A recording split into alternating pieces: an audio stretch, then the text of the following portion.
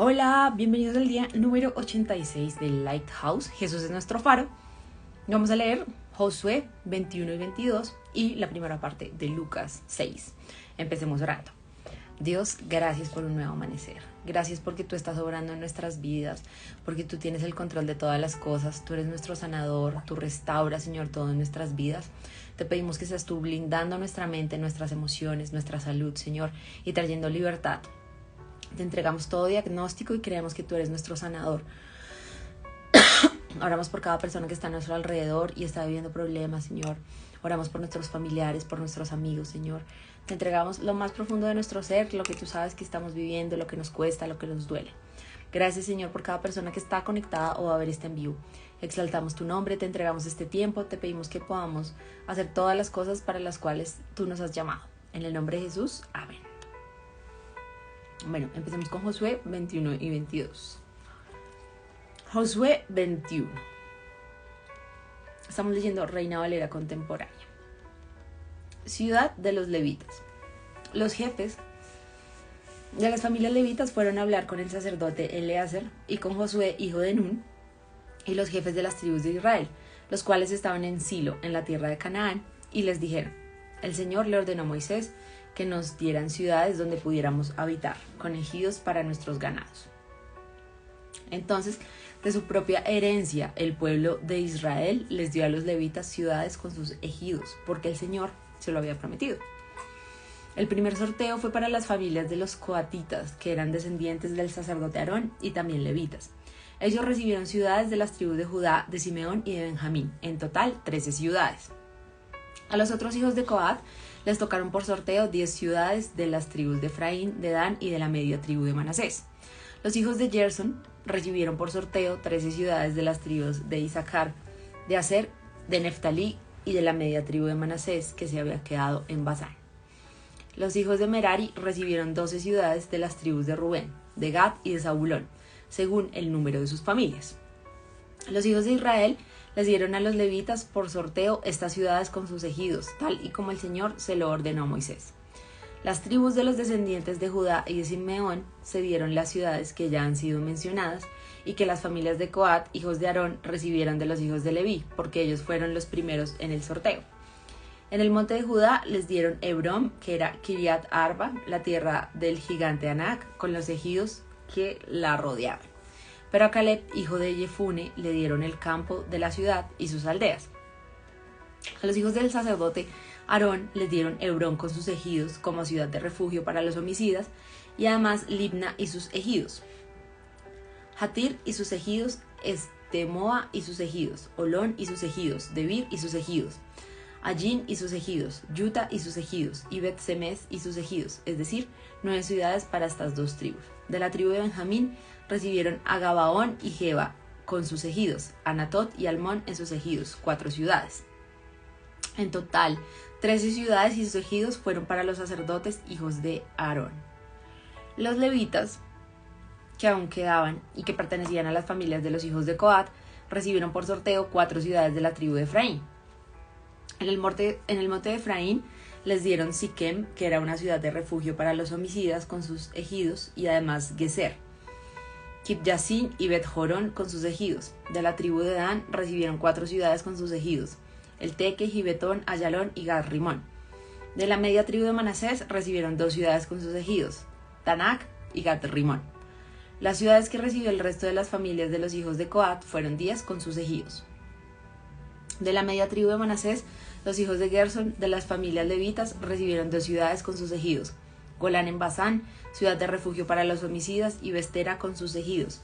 De la tribu de Isaacar recibieron 4 ciudades con sus ejidos, Sison, Daberat, Jarmut y Enganim. De la tribu de Aser recibieron 4 ciudades con sus ejidos, Misal, Abdón, Helcat y Rehob.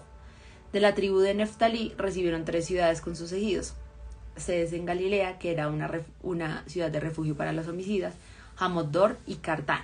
En total, las ciudades que recibieron los garsonitas con sus ejidos y según el número de sus familias fueron 13. Los levitas, que quedaban de las familias de los hijos de Merari, recibieron de la tribu de Zabulón 4 ciudades con sus ejidos, Jocneán, Carta, Dimna y Nalal. De la tribu de Rubén recibieron 4 ciudades con sus ejidos: Beser, Yahaz, Cademot y Mefagat. De la tribu de Gad recibieron 4 ciudades con sus ejidos: Ramot de Galaad, que era una ciudad de refugio para los homicidas, Mayanayín, Hezbón y Jazer. En total, las ciudades con sus ejidos que les tocaron por sorteo a los hijos de Merari, es decir, a los levitas que quedaban según el número de sus familias, fueron 12. En total, las ciudades con sus ejidos que recibieron los levitas de entre las posesiones del pueblo de Israel fueron 48. Estas ciudades estaban distantes entre sí y todas estaban rodeadas de sus ejidos. Israel ocupa la tierra. Así fue como el Señor dio a Israel toda la tierra que había jurado a sus padres que les daría, y de la cual tomaron en posesión para habitarla. Y el Señor les dio reposo conforme a todo lo que les había prometido a sus padres. Ninguno de sus enemigos pudo presentarles batalla, porque el Señor los había vencido. No faltó una sola de todas las promesas que el Señor le había hecho a la casa de Israel. Todas ellas se cumplieron. Tremendo. El altar junto al Jordán. Ahora vamos a leer Josué 22. Josué mandó llamar a los rubenitas y gaditas y a la media tribu de Manasés y les dijo: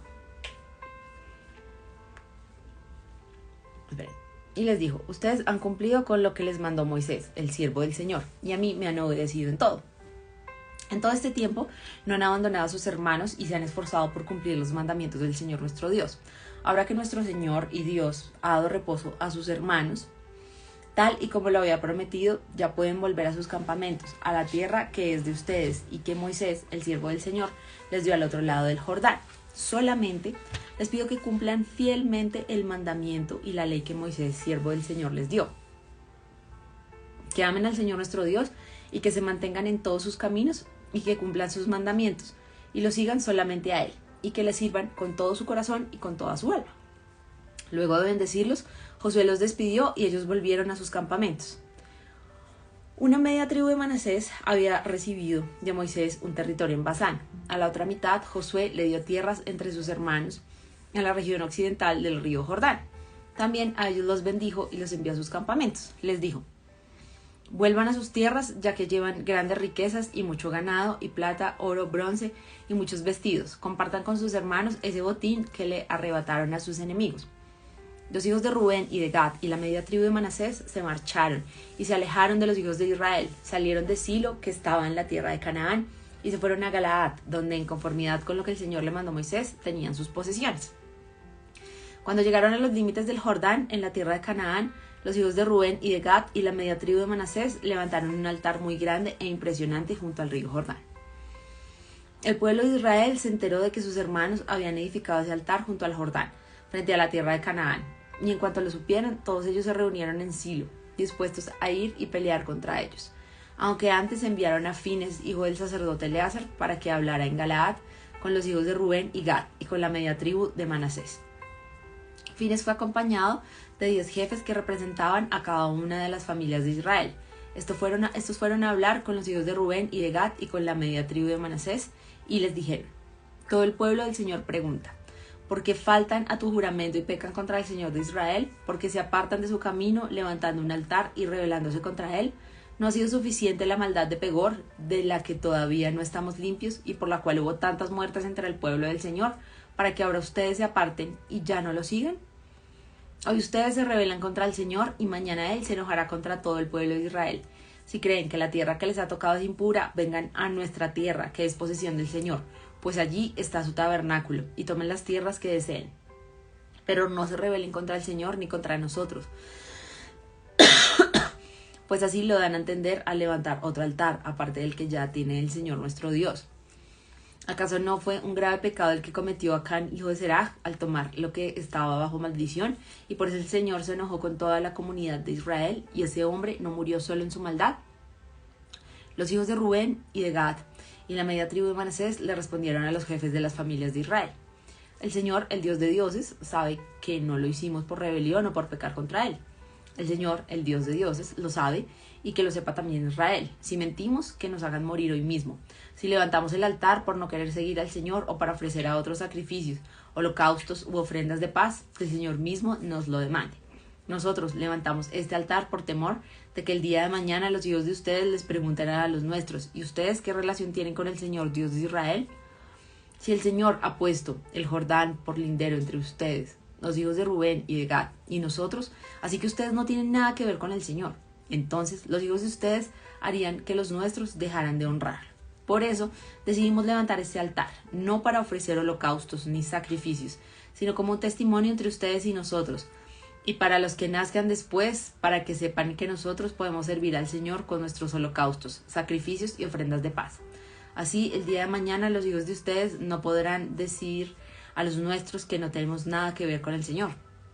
Nosotros pensamos, si acaso llegaran a decirnos eso a nosotros o a nuestras generaciones futuras, les diremos que se fijen en la semejanza de este altar que hicieron nuestros padres con el altar del Señor, pues no lo hicieron para ofrecer holocaustos o sacrificios, sino como un testimonio entre ustedes y nosotros. No permita al Señor que alguna vez nos rebelemos contra Él, ni que nos apartemos o dejemos de seguirlo, porque no levantamos este altar para ofrecer holocaustos, ni ofrendas o sacrificios. Nosotros reconocemos que hay un solo altar, al del Señor nuestro Dios, y que éste se halla delante de su tabernáculo. Cuando el sacerdote Finés y los jefes del pueblo y de las tribus de Israel oyeron las palabras de los hijos de Rubén y de Gad y de los hijos de Manasés, les pareció bien lo que dijeron. Entonces Finés, que era hijo del sacerdote Eleazar, les dijo: hoy hemos comprendido que el Señor está entre nosotros, porque ustedes no han intentado traicionar al Señor, han librado de su enojo a los hijos de Israel.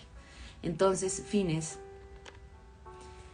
hijo del sacerdote Eleazar, y los jefes dejaron a los hijos de Rubén y de Gad y regresaron a la tierra de Canaán para informar de lo sucedido a los hijos de Israel. La respuesta les pareció bien y bendijeron a Dios y no hablaron más de pelear ni de destruir la tierra que habitaban los hijos de Rubén y de Gad. Esto por su parte llamaron al altar testimonio, pues dijeron: este altar es para nosotros un testimonio de que el Señor es Dios. Wow, bueno, acá vemos que cuando Dios nos ha prometido algo, llegaremos hacia ese propósito, que también hay cosas que Él nos está pidiendo en nuestra vida, y digámosle y pidámosle que nos dé la sabiduría para cumplirlo, para hacerlo diariamente y para estar totalmente aferrados a Él. Todo es para su honra y para su gloria, porque sin Él no somos nada. Vamos a leer ahora Lucas 6, del 1 al 26. Los discípulos espigan en el día de reposo. Listo. En cierto día de reposo, al pasar Jesús por los sembrados, sus discípulos iban arrancando espigas y desgranándolas con las manos para comerse el grano. Algunos de los fariseos les dijeron: ¿por qué hacen lo que no está permitido hacer en los días de reposo? Jesús les respondió: ¿ni siquiera han leído lo que hizo David cuando él y sus acompañantes tuvieron hambre? Pues entró en la casa de Dios y tomó los panes de la proposición, que solo a los sacerdotes les es permitido comer. Y comió David y les compartió con sus acompañantes y añadió: el Hijo del Hombre es también Señor del día de reposo. El hombre de la mano atrofiada. Otro día de reposo, Jesús entró a la sinagoga y comenzó a enseñar. Había allí un hombre que tenía la mano derecha atrofiada. Y los escribas y los fariseos, que buscaban un motivo para acusar a Jesús, lo observaban para ver si en el día de reposo sanaba a aquel hombre. Pero Jesús, que sabía lo que pensaban, dijo al hombre que tenía la mano atrofiada: levántate y ponte en medio. El hombre se puso de pie y Jesús dijo: voy a preguntarles algo. ¿Qué está permitido hacer en los días de reposo? ¿El bien o el mal? ¿Salvar una vida o quitar la vida? Vino entonces a todos los que estaban alrededor y dijo al hombre: extiende tu mano. Aquel hombre lo hizo así y su mano quedó sana. Los escribas y los fariseos se pusieron furiosos y comenzaron a discutir qué podrían hacer contra Jesús. Bueno, siempre el fariseísmo es irse al tema de la forma y no al fondo, a lo que es realmente importante. Entonces veamos qué tenemos nosotros de fariseos que nos hace a veces ver lo superficial o buscar la manera de hacer caer a otros. Pidámosle a Dios que nos ayude y oremos si hay alrededor personas que tengan conductas fariseas o ese espíritu de fariseísmo en las iglesias, congregaciones en donde estamos. Peleemos en contra de eso en lo espiritual. Elección de los 12 discípulos. Por esos días Jesús fue al monte a orar y pasó la noche orando a Dios. Al llegar el día, llamó a sus discípulos, escogió a 12 de ellos, a los cuales también llamó apóstoles, a saber: Simón, a quien llamó Pedro, su hermano Andrés, Jacobo, Juan, Felipe, Bartolomé, Mateo, Tomás, Jacobo, hijo de Alfeo, Simón, conocido como el Celote, Judas, hijo de Jacobo, y Judas Iscariote, que llegó a ser el traidor. Listo. Jesús atiende a una multitud. Jesús descendió con ellos y se detuvo en un llano, en compañía de sus discípulos y de una gran multitud de toda Judea, de Jerusalén y de la costa de Tiro y Sidón. Habían venido a escucharlo y a ser sanados de sus enfermedades. También eran sanados los que eran atormentados por espíritus impuros. Toda la gente procuraba tocarlo porque de él salía un poder que sanaba a todos. Tremendo. Creamos y tengamos fe que Jesús puede sanar, que nosotros somos sus discípulos, ¿no? Él eligió estos 12 discípulos, pero a través de los años la iglesia ha sido también parte de ese discipulado. Y oremos, al creer en Jesús, Dios nos ha dado esa autoridad y lo podemos hacer solo a través del Espíritu Santo. Estemos orando constantemente y teniendo fe y cumpliendo nuestro llamado también de discipular a otros. Y permitir que también seamos discipulados en esas áreas que todavía flaqueamos. Bienaventuranzas y ayes. Jesús miró a sus discípulos y les dijo: bienaventurados ustedes los pobres, porque el reino de Dios les pertenece. Bienaventurados ustedes los que ahora tienen hambre, porque serán saciados. Bienaventurados ustedes los que ahora lloran, porque reirán. Bienaventurados serán ustedes cuando por causa del Hijo del Hombre la gente los odie, los segregue, los vitupere y menosprecie su nombre como algo malo. Cuando llegue ese día, alégrense y llénense de gozo, porque grande será el galardón que recibirán en los cielos. Eso mismo hicieron con los profetas, los antepasados de esta gente. Pero hay de ustedes los ricos, porque ya han recibido su consuelo. Hay de ustedes los que ahora están satisfechos, porque habrán de pasar hambre. Hay de ustedes los que ahora ríen, porque habrán de llorar y de lamentarse. Hay de ustedes cuando todos los alaben, porque lo mismo hacían con los falsos profetas, los antepasados de esta gente.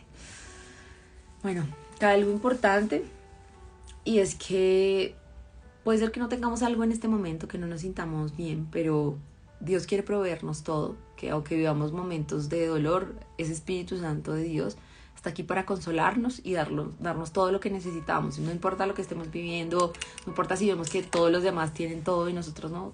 Son procesos, vivámoslos, tengamos fe en Dios, sepamos que Dios quiere darnos bendición en medio de cualquier dificultad y que Él está de nuestro lado. Dios usa todo para el bien de los que le aman. Oremos. Dios, te damos muchas gracias por lo que hoy leemos en Lucas y Josué. Te pedimos que seas tú transformando nuestra mente y nuestras emociones, trayendo sanidad y restauración. Te pedimos que nos laves, que nos purifiques como el hisopo, Señor, que tú seas renovando nuestra mente y nuestras emociones. Prohibimos todo plan del enemigo. Te pedimos que blindes, cuides y libres de todo mal a nuestros familiares, a nuestros amigos y a nuestras vidas. Oramos por cada persona que está conectada a ver este en vivo. Te pedimos, Espíritu Santo, que tú seas sanando y restaurando nuestras vidas. Ayúdanos a seguir creciendo, a estar fuertes en ti. Anhelamos más de ti, más de tu presencia, Dios. Anhelamos conocerte. Gracias por este tiempo. Te pedimos que cuando vayamos a descansar, durmamos tranquilos, que en todo momento sepamos que tú estás ahí, tú eres esa roca firme. En el nombre de Jesús, amén.